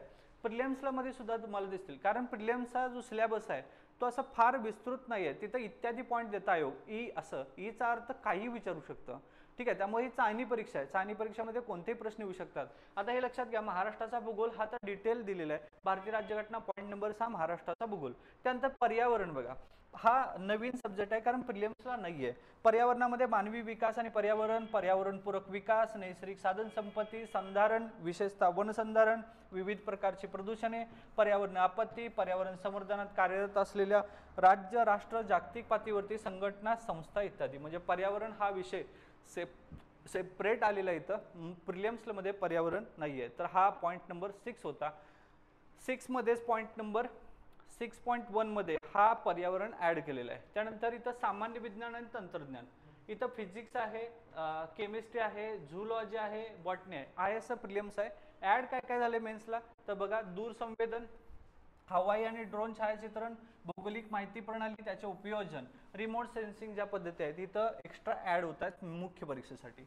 हा पॉईंट नंबर 7 माहिती संप्रेषणाचे तंत्रज्ञान, हा सुद्धा इथं ऍड होतो. आता पॉईंट नंबर 8 अर्थव्यवस्था, नियोजन, विकास आणि विषयक अर्थशास्त्र. प्रिलिम्सला मध्ये अर्थशास्त्र होतं, इथं डिटेल अर्थशास्त्र दिलेलं आहे. बघा हा सगळा पेपर जो आहे, पेपर क्रमांक 2 किती मार्काला आहे 200. किती प्रश्न आहेत 100. ठीक आहे, तर 100 प्रश्न जे आहेत 100 प्रश्न 200 मार्कांसाठी आहेत. म्हणजे हे लक्षात ठेवा, 100 प्रश्नांसाठी एवढा सगळा सिलेबस आहे. पॉईंट नंबर 1 समग्र लक्ष अर्थशास्त्र, ज्याच्यामध्ये समग्र लक्ष अर्थशास्त्र, वृद्धी आणि विकास, सार्वजनिक वित्त, आंतरराष्ट्रीय व्यापार आणि आंतरराष्ट्रीय भांडवल. त्यानंतर भारतीय अर्थव्यवस्था पॉईंट नंबर 2 भारतीय अर्थव्यवस्था, भारतीय अर्थव्यवस्थेतील आव्हाने, आर्थिक सुधारणा, भारतीय शेती, ग्रामीण विकास, सहकार, मौद्रिक आणि वित्तीय क्षेत्र, सार्वजनिक वित्त आणि वित्तीय संस्था, उद्योग आणि सेवा क्षेत्र, पायाभूत सुविधा विकास, आंतरराष्ट्रीय व्यापार आणि भांडवल, महाराष्ट्राची अर्थव्यवस्था. एवढा सगळा सिलेबस आहे इकॉनॉमिक्ससाठी, ठीक आहे. तर हे लक्षात घ्या, हा सगळा पॉईंट नंबर जो आहे तो 2, म्हणजे इकॉनॉमिक्स 1. त्यानंतर आपण म्हणूया की हे माहिती संप्रेषण म्हणजे सामान्य विज्ञान आणि तंत्रज्ञान 2, पर्यावरण आणि महाराष्ट्र भूगोल 3, राज्यघटना 4, त्यानंतर माहिती अधिनियम आणि माहिती लोकसेवा अधिनियम 5, अंकगणित आणि सांख्यिकी 6, चालू घडामोडी 7, सामान्य विज्ञान आणि बुद्धिमापन आकलन 8. असे टोटल सिलेबस 8 पॉईंट याच्यामध्ये आहेत. सिलेबस जो आहे तो डिटेल दिलेला आहे. हा सगळा सिलेबस विद्यार्थी मित्रांनो तोंडपाठ करा, कारण काय होतं बरेच विद्यार्थी प्रिलियमचा सिलेबस आणि मेन्सचा सिलेबस पाठच करत नाहीत. मी पाठ करा म्हणतोय, कारण का आयोगाने कुठेही एक ऑथेंटिक मटेरियल सांगितलेलं नाहीये, जे स्टँडर्ड मटेरियल आतापर्यंत आपण 10वी 12वी पर्यंत आयोग जो आहे किंवा ज्याला आपण म्हणूया SCRT असेल, तुमची NCRT असेल किंवा CBSE बोर्ड असेल, याने एक डिझाईन केलेलं एक पुस्तक असतं. त्या पुस्तकातलेच प्रश्न तुम्हाला येत राहतात. त्यामुळं आपल्याला तो त्या टप्प्यामध्ये अभ्यास करून माहिती आहे की याच पुस्तकातलं जे काही येणार आहे ते येणार आहे. पण MPSC करताना आयोगाने अशी कुठलीही पुस्तकं ऑथेंटिक मांडलेले नाही आहेत. इथं कुठेही आयोगाच्या नोटिफिकेशनमध्ये तुम्हाला दिसत नाहीत. आपण ती वाचनानं स्वीकारत आहोत आपण की यातल्या पुस्तकातलं सगळं येते, पण दरवर्षी येते याची शाश्वती देऊ शकत नाही. म्हणून सांगतो, आयोगाचा जर पेपर तुम्ही बघितलं तर ज्याला सिलेबस पाठ आहे त्याला करेक्ट जे आहे खूप कमी कालावधीमध्ये यश मिळवता येतं. आणि मुळात हा प्रॉब्लेम आहे की विद्यार्थी मित्र काय करतायत तर सिलेबस पाठ करत नाही आहेत, डायरेक्ट पुस्तकं वाचायला लागलेत आणि त्या पुस्तकातलं आलं तर मार्क मिळाला. मुळात त्या पुस्तकातलं जे येतंय ते त्यांना त्यावेळेस येते का, हा एक क्वेश्चन मार्कच आहे. त्यामुळे लक्षात घ्या, सिलेबस कॉपी जी आहे ती तुम्हाला आपल्या टेलिग्रामच्या चॅनलवरती दिलेलं आहे. डिस्क्रिप्शनमध्ये जाऊन टेलिग्रामचं ते चॅनल जे आहे त्याला क्लिक करा. तुम्ही आमच्या टेलिग्राम ऑफिशियल टेलिग्राम चॅनलवरती जाल आणि तिथं तुम्हाला ती सिलेबसची कॉपी भेटेल, ती झेरॉक्स मारा. मुळात ही सगळी PDF जी आहे ती तुमच्यासाठी इम्पॉर्टंट आहे. आयोगाच्या PDF मधून, आयोगाच्या त्या या सगळ्या PDF मधून जेवढी महत्त्वाची माहिती आहे ती आपण सगळ्या ह्या PDF मध्ये टाकण्याचा प्रयत्न केलेला आहे. त्यामुळे ही जी PDF आहे ती झेरॉक्स मारा, तुमच्या फाईलला लावा. ही PDF तुम्हाला डिस्क्रिप्शनमध्ये तुम्हाला दिसेल, त्या टेलिग्राममध्ये जावा, तिथं मी तुम्हाला पिन करून ठेवलेलं आहे, तिथून ती झेरॉक्स मारा आणि तुमच्या फाईलमध्ये ठेवा. सिलेबस कॉपी फाईलमध्ये ठेवा. गेल्या वर्षीचे एखाद दुसरे पेपर जे आहेत आयोगाचे ते डाउनलोड करून ते फाईलमध्ये ठेवा, म्हणजे तुम्हाला समजून जाईल की कसा सिलेबस आहे, काय पद्धती आहेत. म्हणजे पुढच्या 2025 असेल किंवा 2026 मध्ये आयोगाच्या भरपूर साऱ्या परीक्षा होत आहेत, त्याच्यामध्ये 100% तुम्ही सक्सेस व्हाल. अन्यथा आपण 2-4 वर्ष 5 वर्ष अभ्यास करतोय, किती पॉईंट आहेत मुख्यला जर कोणी विचारलं किंवा किती सब्जेक्ट आहेत तर आपल्याला सिलेबस माहीत नसतो. आपल्याला केवळ माहीत असतं एखादा जॉग्राफीमध्ये किती पॉईंट आहेत माहीत नाही, ते पॉईंट नंबर किती आहे हे माहीत नाही. फक्त आपण एखादं पुस्तक प्रमाणित मानतोय आणि तेच करत राहतोय. त्यामुळे कदाचित आपल्याला हे अपयश येत असावं. ठीक आहे, बरं याच्यामधून सक्सेस येतं असं काहीच नाही की अपयश येतं प्रत्येक वेळेस, सक्सेस येतं, पण त्याचा काळ जो आहे तो खूप वाढलेला असतो. ठीक आहे, एका दुसरा अपवाद सोडला तर बऱ्याच जणांना वर्ष लागत आहेत, वर्षानुवर्ष लागत आहेत. त्यामुळे हे लक्षात घ्या, आपली बेसिक चूक होते आणि यामुळे हा सिलेबस तोंडपाठ करा. ठीक आहे, पुढे जाऊया. मुख्य परीक्षा जी आहे ते मुख्य परीक्षा समजली. आता संयुक्त परीक्षा गट क. आता ज्यावेळेस आपण संयुक्त परीक्षा गट ब चा विचार करतोय तर ब मध्ये काय आपण बघितलं, थोडं ऑब्जेक्टिव्ह टाइप मध्ये बोलूया. प्रिलियमची परीक्षा आहे 100 प्रश्नांची, 100 मार्कांसाठी, वेळ 1 तास. ठीक आहे, त्यानंतर मुख्य परीक्षा जी आहे ती मुख्य परीक्षा पेपर क्रमांक 1 लँग्वेजचा आहे, तो 200 गुणांचा आहे आणि पेपर क्रमांक 2 जो आहे हा सुद्धा 200 गुणांचा आहे. म्हणजे असं टोटल 400 पैकी तुमचं मेरिट लागेल. फक्त काय असेल, PSI परीक्षेसाठीच 40 मार्काचा इंटरव्ह्यू राहील तुम्हाला, जे गुण याच्यामध्ये ऍड केले जातील.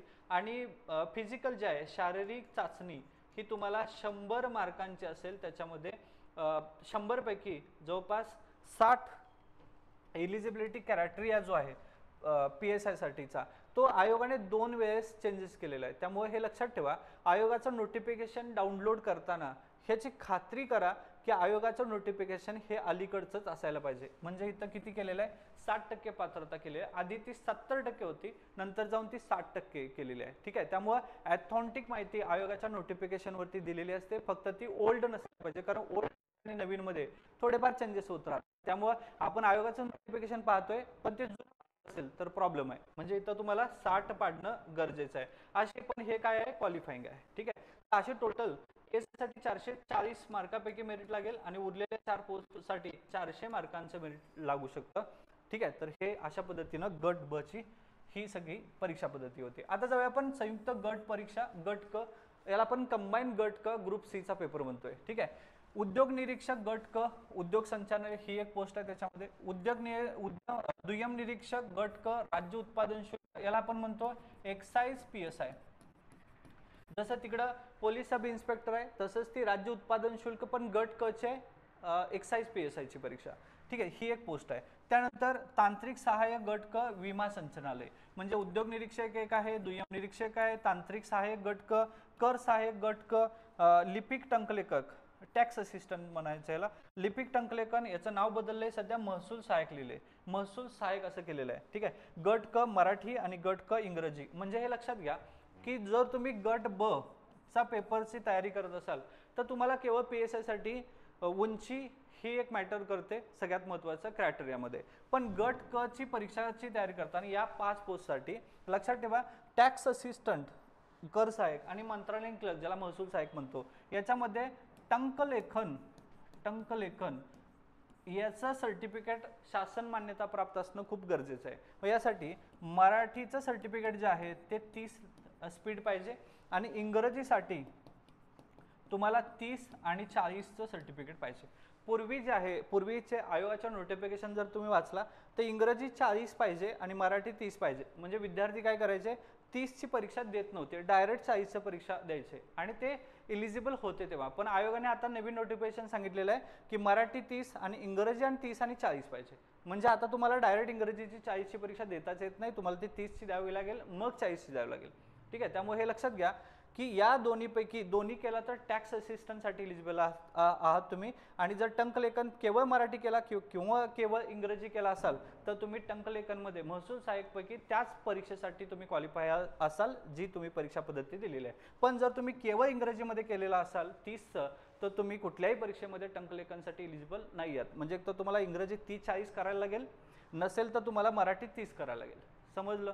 काही माहिती असेल, काही तुम्हाला क्वेश्चन पडले असेल तर जरूर माझा खाली डिस्क्रिप्शनमध्ये नंबर दिलेला आहे, जरूर मला कॉल करा आणि याच्या संदर्भात तुमचे जे काही प्रश्न आहेत ते डाऊट क्लिअर करा किंवा कमेंट बॉक्समध्ये तुम्ही ते प्रश्न जे आहेत ते विचारू शकता. अगदी मला विचारू शकता, आयोगाच्या नोटिफिकेशनवरती जाऊन डायरेक्ट आयोगाला कॉल करून सुद्धा विचारू शकता. आपल्या जे काही शंका आहे त्याचं योग्य निरसन होणं हे फार महत्त्वाचं आहे. जर चुकीचं जर तुम्हाला ती माहिती समजली तर तुमचा वेळ आणि पैसा हा दोन्ही वाया जाईल. त्यामुळे या क्षेत्रामध्ये सगळ्यात महत्त्वाचं काय, पैशापेक्षा वेळ फार महत्त्वाचा आहे. त्यामुळे जर तुमचा एखादा निर्णय चुकला तर तो चुकतो. ठीक आहे, तर हे जवळपास 5 पोस्ट आहेत गट क परीक्षेसाठी.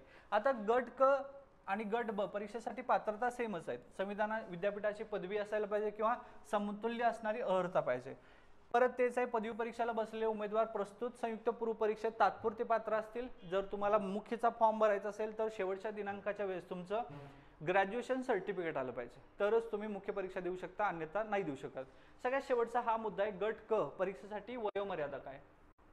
स्किप करू नका, कारण काय होतं PSI साठीचं जसं आहे तसंच आपण असं इथं असेल म्हणून बऱ्याच जणांचं एक्साइज PSIचा फॉर्मच भरलेला नाही आहेत अनेक विद्यार्थी. याचं कारण काय, अधुरं नॉलेज. हे लक्षात घ्या, अधुरं नॉलेज अजिबात घेऊ नका, घ्यायचं आहे ते पूर्ण नॉलेज घ्या. त्यामध्ये काय होईल, तुमचा फायदाच होईल. समजते? आता इथं का म्हणतोय मी हे लक्षात ठेवा. जाहिरातीमध्ये नमूद केल्याप्रमाणे वयोमर्यादाचा दिनांक असेल. आता ही वयोमर्यादा आहे, सेम नाही आहे, सिलेबस सेम आहे पण वयोमर्यादा सेम नाही आहे. किमान वयोमर्यादाचा विचार करू, कमाल वयोमर्यादाचा. किमान वयोमर्यादा 19-18, 19-18, 19-19-19 आहे. आपली सगळ्यांचीच कंप्लीट होतात 12वी परीक्षा पास झाल्यानंतर. त्यामुळे किमानचा विचार करायला नको, कमालचा करूया. उद्योग निरीक्षणासाठी अमागास म्हणजे इथं ओपनसाठी 38 वर्ष आहे आणि मागासवर्गीयसाठी आणि अनाथांसाठी आर्थिक दुर्बल घटकांसाठी 43 वर्ष आहे. म्हणजे उद्योग निरीक्षक तुम्हाला पोस्ट द्यायचं असेल तर कमाल ओपनवाल्यांसाठी लास्ट 38 आहे आणि मागासवर्गीयसाठी 43 आहे. जर तुम्ही दुय्यम निरीक्षक असाल, राज्य उत्पादन शुल्क एक्साइज इन्स्पेक्टरचा फॉर्म भरणार असाल तर ओपनवाल्यांसाठी 38 आहे आणि कास्टवाल्यांसाठी 43 आहे. हे लक्षात ठेवा, म्हणजे 38 आणि 43 इथं आहे. ठीक आहे, तिथं किती होती, 31 आणि 34 अशी होती, इथं 38 प्लस 38 आणि 43 आहे. म्हणजे मागासवर्गीय, अनाथ आणि आर्थिक दुर्बल घटकांसाठी 43 आहे आणि इथं 38 आहे. ते हे तांत्रिक सहाय्य विमा संचालय 38-43 आहे. कर सहाय्यक 38-43 आहे. सहाय्यक मोठा निरीक्षक 38-43 आहे. बेलिप लिपिक 38 आणि 43 आहे. लिपिक टंकलेखक 38 आणि 43 आहे. याचा अर्थ काय होतो, ह्या सगळ्या पोस्टसाठी अमागाससाठी ओपनवाल्यांसाठी 38 आणि कास्ट 43 वर्ष, हे एकदा लक्षात ठेवा. पण प्रावीण्यप्राप्त खेळाडूंना सगळ्यांसाठी 43-43च आहे. मग ते ओपनमध्ये असू दे नाहीतर कास्टमध्ये असू दे, हे 43च आहे स्पोर्ट्ससाठी. बाकीचे जर तुम्ही माजी सैनिक असाल, आणीबाणी आणि अल्पसेवा राजनीतिक अधिकारी असाल तर अमागास म्हणजे ओपनमध्ये 38 प्लस सेवा प्लस 3 वर्ष आहे. इथं सगळ्यांसाठी 38 प्लस सेवा 3 वर्ष सगळ्यांसाठी. फक्त सहाय्यक मोटर निरीक्षकासाठी 43 प्लस सेवा कालखंड प्लस 3 वर्ष सेवा आहे. ठीक आहे, बाकी सगळं 38 प्लस 3 आहे. फक्त RTO साठी 43 प्लस सेवा कालावधी प्लस 3 वर्ष आहे. मागासवर्गीयांसाठी ती 43 आहे. म्हणजे परत इथं माजी सैनिकांसाठी 38 आणि 43 आहे, फक्त तिथं सेवा कालावधी प्लस 3 वर्ष एक्सटेन्शन आहे. पुढं दिव्यांगासाठी सगळ्यांसाठी 45 आहे, 45 आहे, 45 आहे, 45 आहे आणि सहाय्यक मोटार वाहनासाठी अपात्र आहे. नोटिफिकेशनमध्ये एक्साइज इन्स्पेक्टर जो आहे दुय्यम निरीक्षणासाठी त्यांनी पात्रता ठेवलेली आहे 45 वयाची, पण RTO साठी त्यांनी अपात्र केलेलं आहे. बेलिफसाठी सुद्धा 45 आहे आणि लिपिक टंकलेखनसाठी सुद्धा 45 इतकीच वयोमर्यादा सांगितली. बाकी मग प्रकल्पग्रस्त, भूकंपग्रस्त या सगळ्यांसाठी वयवर्ष जे आहे ते 45 सांगितले. फक्त वयवर्ष 55 एकासाठीच आहे, लिपिक टंकलेखनसाठी आणि ते पदवीधर अंशकालीन कर्मचाऱ्यांसाठी तेवढीच ती 55 सांगितले. म्हणजे MPSCची परीक्षा ऑलमोस्ट 55 वर्षापर्यंत देता येण्याची सोय आयोगाने इथं केलेली आहे. या बाबतीत वयोमर्यादामध्ये कोणताही बाबतीत शिथिल करता येणार नाही हे सांगितलेलं आहे. ठीक आहे, तर हे लक्षात ठेवा. 38-43 ही पात्रता दिलेली आहे. आता इथं शारीरिक पात्रतेचा विचार करूया. दुय्यम निरीक्षक राज्य उत्पादन शुल्क याच्यासाठी MPSC ग्रुप C च्या दुय्यम निरीक्षक या पदासाठी फक्त शारीरिक पात्रता आहे, बाकी पात्रतेचा निकष नाहीये. ही पात्रता बघा, दुय्यम निरीक्षक राज्य उत्पादन शुल्कासाठी पुरुषांच्या मध्ये किमान उंची 165 सेंटीमीटर पाहिजे अनवाणी. आता ही PSI म्हणजे गट ब ची PSI होती, त्यासाठी सेम होती. पण महिलांमध्ये जर बघितलं तर 155 आहे.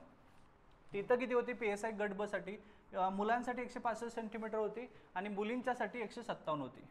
पण एक्साइज PSI ला मात्र 155 सेंटीमीटर आहे. आणि हे माहीत नसल्यामुळेच अनेक विद्यार्थ्यांनी काय करतात, आपण फॉर्म भरताना आपल्याला हे चालत नाही म्हणून तिथं काय करतात, नॉट एलिजिबल करतात. त्यामुळे हे लक्षात घ्या, 155 सेंटीमीटर अनवाणी जर तुमची कमीत कमी हाईट असेल तर तुम्ही एक्साइज PSI ची परीक्षा देऊ शकता. तुमचं वजन जे आहे ते किमान 50 ग्रॅम इतकं पाहिजे. सॉरी, ग्रॅम नाही, किलो. ग्रॅम म्हटलं तर मग खूप छोटं होईल, तर 50 किलो पाहिजे. जर तुम्ही ती परीक्षा भरताना समजा 47 किंवा 46 किंवा 45 असेल तर फॉर्म भरताना तुम्ही 50 किंवा 51 तुम्ही टाकायला पाहिजे. अन्यथा तुमचा फॉर्म जो आहे तो ऍक्सेप्ट होणार नाही, कारण नॉट एलिजिबल असं दाखवेल. मग तुम्ही म्हणाल सर खोटी कशी माहिती द्यायची, तर वजनामध्ये वाढ होऊ शकते ना, आपण खोटी माहिती थोडीच देतोय. त्यामुळे हे लक्षात ठेवा, काही गोष्टी ज्या आहेत त्या आपण विचार करून फॉर्म भरा. तिथं 165 सेंटीमीटर आणि महिलांसाठी एक्साइजसाठी 155 आहे.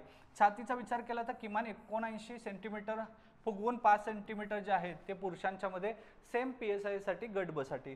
सहाय्यक मोटार वाहन निरीक्षक असेल तर किमान 163 सेंटीमीटर पाहिजे आहे अनवाणीसाठी आणि परत छाती 79 फुगवून 5 सेंटीमीटर आहे. उंचीचा किमान विचार केला तर 155 सेंटीमीटर आहे. म्हणजे गट क साठी मुलींच्यासाठी 155 आहे, पण इथे एक्साइज PSI साठी 50 किलो आहे आणि RTO साठी किमान 45 किलो आहे. मुलींचं वजन जे आहे ते बऱ्याच वेळेला खूप कमी असतं, त्यामुळे किमान 45 आणि इथं 50 आहे. ठीक आहे, तर ह्या गोष्टी लक्षात ठेवा. म्हणून याची PDF जी आहे ती तुमच्याकडे असली पाहिजे. रंगांध नसून ज्याची दृष्टी चष्म्यासहित वा शिवाय चांगली आहे ते सगळे जे आहे ते पात्र आहेत. संबंधित संवर्गाकर्ते नियुक्ती करता शिफारस झालेल्या उमेदवारांची शारीरिक मोजमापे नियुक्ती करण्यापूर्वी शासनामार्फत सक्षम प्राधिकाऱ्याकडून तपासून घेण्यात येतील. विविध शारीरिक पात्रता नसल्यास संबंधित उमेदवार नियुक्तीसाठी अपात्र ठरेल. म्हणजे शेवटच्या टप्प्यामध्ये यामध्ये काही जरी नसेल तर तुम्ही अपात्र ठराल. ठीक आहे, तर त्याच्यासाठी जे प्राधिकार आहेत त्या प्राधिकाऱ्यांच्याकडून तपासून तुम्हाला ती अपॉइंटमेंट मिळते. पुढे MPSC गट क परीक्षेचं स्वरूप काय? MPSC संयुक्त गट क परीक्षा. आता इथं परत तेच आहे, मी रिपीट नाही करत आहे. गट क मध्ये पूर्व परीक्षा 100 प्रश्न 100 गुणांसाठी वेळ 1 तास, मुख्य परीक्षा 400 गुणांसाठी, परत इथं पेपर क्रमांक 1 200 गुणांसाठी, पेपर क्रमांक 2 200 गुणांसाठी. ठीक आहे. टंकलेखन कौशल्य चाचणी केवळ लिपिक आणि टंकलेखक आणि कर सहाय्यक जे टॅक्स असिस्टंट आहेत याच्यासाठीच ती फक्त टंकलेखक आहे, बाकी कुणासाठी टंकलेखक नाही आहे. परीक्षा पद्धती पूर्व परीक्षा 100 गुणांची असेल, 100 प्रश्न 100 गुण. परत तेच 7 पॉईंट आहेत: चालू घडामोडी, नागरिकशास्त्र, इतिहास, भूगोल, अर्थशास्त्र, सामान्य विज्ञान, बुद्धिमापन चाचणी आणि अंकगणित. 100 प्रश्न 100 मार्क कट ऑफ लागेल, किमान जेवढे मार्क्स पडतायत त्याच्यावरती. फॉर एक्झाम्पल इथं गट क 61.25 लागला, तर ह्याच्यावरती किंवा एवढे जेवढे पडतील ज्यांना ते पात्र राहतील. असं प्रत्येक वेळेचा कट ऑफ जो आहे तो किती जागा आहे त्याच्यावरती डिपेंड राहतो. मुख्य परीक्षा परत एकदा संयुक्त पेपर क्रमांक 1 200 गुण, वेळ 1 तास, मराठी आणि इंग्लिश 50 प्रश्न 100 मार्क, इंग्रजी 50 प्रश्न 100 मार्क. ठीक आहे. पेपर क्रमांक 2 200 गुण जीएस, वेळ 1 तासासाठी. परत हे जे आहेत आहे असा सिलेबस जो आहे तो रिपीट आहे, तर नो चेंजेस हे लक्षात घ्या. त्यानंतर टंकलेखन कौशल्य चाचणी, केवळ टंकलेखन आणि टॅक्स असिस्टंटसाठीच ही कौशल्य चाचणी तुम्हाला द्यायची आहे. याच्यामध्ये काय आहे तर टंकलेखन जर तुम्ही इंग्रजीमध्ये करत असाल तर शब्द प्रति मिनिट 40 आहेत आणि की डिप्रेशन पर हवर 12,000 शब्द 10 मिनिटांसाठी वेळ आहे निर्धारित. मराठी असेल तर 30 शब्द प्रति मिनिट 9,000 हे KDPH आहे, 10 मिनिटं एवढा वेळ आहे. याच्यामध्ये चुका टाळण्यासाठी पद्धती, मराठीसाठी 1500 की हे डिप्रेशन आणि इंग्रजीसाठी 2000 की डिप्रेशन अनुसार तयार होणाऱ्या शब्दांच्या शेकडा प्रमाणात तुम्हाला मिळू शकतं. आता याच्यामध्ये सगळ्यात महत्त्वाची एक माहिती काय आहे की 2023 मध्ये, एप्रिल 2023 मध्ये 28 एप्रिल 2023 यामध्ये एक पूर्व परीक्षा झाली होती. 30 एप्रिलला एक पूर्व परीक्षा झाली गट क ची, आणि याच्यामध्ये प्रिलिम्सचा पेपर झाला प्लस मुख्यचा पेपर झाला आणि टंकलेखन साठी तुम्हाला मुंबईला बोलवण्यात आलं होतं. पण त्या परीक्षेमध्ये बरेच कीबोर्ड जे आहेत ते बंद पडले, बऱ्याच टेक्निकल इश्यूज झाले, त्यामुळे ती परत जी परीक्षा आहे पुन्हा टंकलेखनसाठी बोलावलं. या सगळ्या धर्तीवरती आयोगाने नोटिफिकेशनमध्ये सुधारणा केलेली आहे. सुधारणा बघा इथं, यामध्ये 7.4 मधला मुद्दा जो आहे तो पॉईंट नंबर 9 ह्यामध्ये काय दिले, टंकलेखन कौशल्य चाचणी करता उपस्थित उमेदवारांना संगणक, कीबोर्ड इत्यादी हाताळताना सुलभता व्हावी याकरता उमेदवारांना प्रत्यक्ष चाचणी सुरू होण्यापूर्वी 10 मिनिटांची सराव चाचणी देता येईल. त्यानंतर 3 मिनिटाचा विश्रांती काळ राहील आणि तदनंतर 10 मिनिटांची प्रत्यक्ष चाचणी घेण्यात येईल. म्हणजे ते व्यवस्थित काम करते का नाही याच्यासाठी उमेदवारांना चाचणी सुरू होण्यापूर्वी 10 मिनिटाची सराव चाचणी, त्यानंतर 3 मिनिटाचा ब्रेक करून मग 10 मिनिटं तुम्हाला काय करायचं आहे ही परीक्षा द्यायचं आहे. याच्यामध्ये इलिजिबिलिटी आहे, याचे मार्क्स पकडत नाहीत, इलिजिबल आहे. आणि त्यानंतर मग या इलिजिबिलिटीनुसार तुम्हाला आयोग जे आहे ते कट ऑफ डिक्लेअर करेल मुख्यचा 400 मार्कापैकी, आणि मग तुमचं जे आहे ते पात्रता यादीमध्ये नाव आली तर तुम्हाला ती पोस्ट मिळू शकेल. मग कागदपत्र डॉक्युमेंटेड व्हेरिफिकेशन होईल आणि त्यानंतर तुम्हाला सिलेक्शन होईल. ठीक आहे. तर अशा पद्धती आहे कंबाईन गट ब, प्रिलिम्स मुख्य, शारीरिक चाचणी, त्यानंतर अपॉइंटमेंट. गट क प्रिलिम्स मुख्य, टंकलेखन असेल तर टंकलेखन आणि त्यानंतर तुमची अपॉइंटमेंट. ठीक आहे. तर अशा पद्धतीचा हा टोटल पॅटर्न आहे. याला आपण म्हणतो कंबाईनचा पॅटर्न, कंबाईन गट ब आणि गट क. सध्या तरी तो असा आहे, पुढच्या काळामध्ये कदाचित काही चेंजेस होऊ शकतात. जेव्हा चेंजेस होतील त्यावेळी मी परत व्हिडिओचे आहेत ते व्हिडिओ मारेल. सध्या तरी KYC अपडेट करायचं आहे जुन्या आणि नवीन लोकांसाठी, ते फॉर्म भरताना करायचं आहे, हे लक्षात घ्या. म्हणजे तुमचं आधार कार्ड जे आहे ते ऑलरेडी तिथं सबमिट आहे, जिथं तुम्ही फॉर्म भरताना आधार कार्डाचा क्रमांक केलाय त्यामध्ये केवळ KYC करून घ्यायचं आहे तुम्हाला. ठीक आहे. आता येऊया आपण सगळ्यात लास्ट करत सरळ सेवाची भरती. हा सरळ सेवाची भरती म्हणजे काय, वेगवेगळ्या पोस्ट याच्यामध्ये जसं की ग्रामविकास विभाग, आरोग्य भरती, आरोग्य विभाग, गृह विभाग, कृषी विभाग भरती, त्यानंतर पशुसंवर्धन विभाग, सार्वजनिक बांधकाम विभाग PWD, जलसंपदा, जलसंधारण, मत्स्य व्यवसाय, नगर विकास असेल, म्हणजे तुम्हाला तलाठीच्या भरती असतील किंवा ग्रामसेवक आहेत, या सगळ्या भरपूर पोस्ट आहेत. यामध्ये जवळपास स्वातंत्र्याला 75 वर्षे जेव्हा पूर्ण झाली त्यावेळेस सरकारने सांगितलं की आम्ही 75,000 भरती करणार आहे, आणि याच्यामध्ये गेल्या वर्षी काही सरकारने जवळपास 40,000 भरती केलेल्या आहेत. उरलेल्या भरती पेंडिंग आहे. त्यामुळे यावर्षी आता महसूल वर्ष सुरू होईल 2025चं, आयोग सरळ सेवेच्या परीक्षा ज्या आहेत ते डिक्लेअर करतील. यामध्ये काय पॅटर्न काय आहे तर 100 प्रश्नांचा पेपर असेल, 25, 25, 25 आणि 25. Marathi 25 mark, English 25 mark, maths आणि रिजनिंग 25 मार्क आणि GS 25 मार्क. ठीक आहे. तर अशा परीक्षेचं स्वरूप असेल 25 mark Marathi, 25 mark English, 25 mark maths आणि रिजनिंग आणि 25 मार्क GS, असं टोटल 100 मार्कांचा पेपर असेल. आणि यामध्ये तुम्हाला 100 पैकी किती मार्क पडत आहेत त्याच्यावरती तुमचा हा कट ऑफ असेल. याच्यामध्ये काही निगेटिव्ह सिस्टीम सध्या तरी नाही आहे. 1 जानेवारी 2026 हा दिवस लक्षात ठेवा. 1 जानेवारी 2026 पासून आयोग जे आहे ते सगळ्या सरळ सेवा ज्या आहेत ते MPSCच्या गट क परीक्षेमध्ये विलीन करणार आहे. ठीक आहे. आणि हे लक्षात घ्या की पर्सेंटाईल पद्धत वापरून, त्यामुळं यावर्षी 2025 आणि 2026 मध्ये येणाऱ्या सरळ सेवा ज्या आहेत, ज्या डिसेंबर पर्यंत निघतायत याकडून, मग कदाचित त्याचे पेपर फेब्रुवारी मार्चला होऊ शकतील, जे 2025 मध्ये मंजूर झालेले आहेत, त्याच केवळ या सरळ सेवेच्या पॅटर्नमध्ये येतील.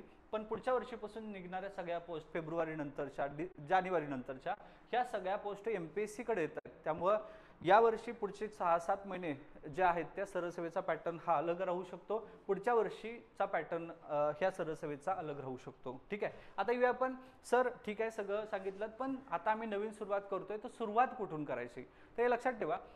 सुरुवात कुठून करायची, तर सुरुवात करताना तुम्ही पहिला गोष्ट आहे की तात्यांचा ठोकळा आहे हा, पहिला सिलेबस कॉपी घ्या, PYQ थोडे डाउनलोड करूया, की किंवा आमच्या यूट्यूब चॅनलवरती भरपूर असे व्हिडिओज आहेत, ते थोडं पाहून तुम्हाला माहिती मिळेल की परीक्षा पद्धती काय आहे, यासारखे विषय जे आहेत यामध्ये काय, सिलेबस काय, एकदा समजून घेतलं की तुम्ही तात्यांचा ठोकळा जो आहे तो वाचू शकता. आता ही 30वी आवृत्ती झालेली आहे, आता मार्केटमध्ये किती आवृत्ती आहे बघा, ती लेटेस्ट आवृत्ती घ्या, वाचून काढा सगळे, तुम्हाला बेसिक इन्फॉर्मेशन येईल. बेसिकसाठी स्टेट बोर्ड जो ठोकळा आहे हा आहे गणेश काळे सरांचा, याच्यामध्ये फार सुंदर स्टेट बोर्ड ठोकळा दिलाय. म्हणजे स्टेट बोर्डची पुस्तकं सगळी डिटेल तुम्हाला उपलब्ध होत नसतील, तर तुम्हाला एकच पुस्तक जे आहे ते माहिती देऊ शकतं. याची नवीन आवृत्ती जी आहे ती विकत घ्या, त्याचा तुम्ही अभ्यास करा. म्हणजे बेसिक ह्या गोष्टी आहेत. MPSCचा पेपर सोडवताना कंबाईन जर सोडत असाल तर कंबाईन गट ब गट क चं पूर्व परीक्षेसाठी हे अप्पा हातनुरे सरांचं पुस्तक आहे, जे सध्याचं मार्केटमध्ये जे नवीन आहे ते घेऊ शकता. याच्यामध्ये पूर्व परीक्षेचं विश्लेषण करून दिलेलं आहे, PYQ सॉल्व्ह होतील तुमचे, आणि रोजचा लोकसत्तेचा पेपर जो आहे तो जरूर वाचत चला. म्हणजे हे बेसिक जे आहे तयारी इथून तुम्ही करू शकता. जर तुम्हाला प्रिपरेशन आमच्यासोबत करायचं आहे तर आमच्याकडं जे आहेत प्रिलिम्स प्लस मुख्य परीक्षेसाठी बॅचेस जे आहेत, रेग्युलर बॅचेस जे आहेत ते सुरू आहेत. जर तुम्हाला यामध्ये ॲडमिशन करायचं असेल तर रेग्युलर बॅचेसमध्ये, तर पूर्व प्लस मुख्य, आणि जर तुम्ही PSI साठी क्वालिफाय झाला इंटरव्ह्यूसाठी तर इंटरव्ह्यूची तयारी केली जाते.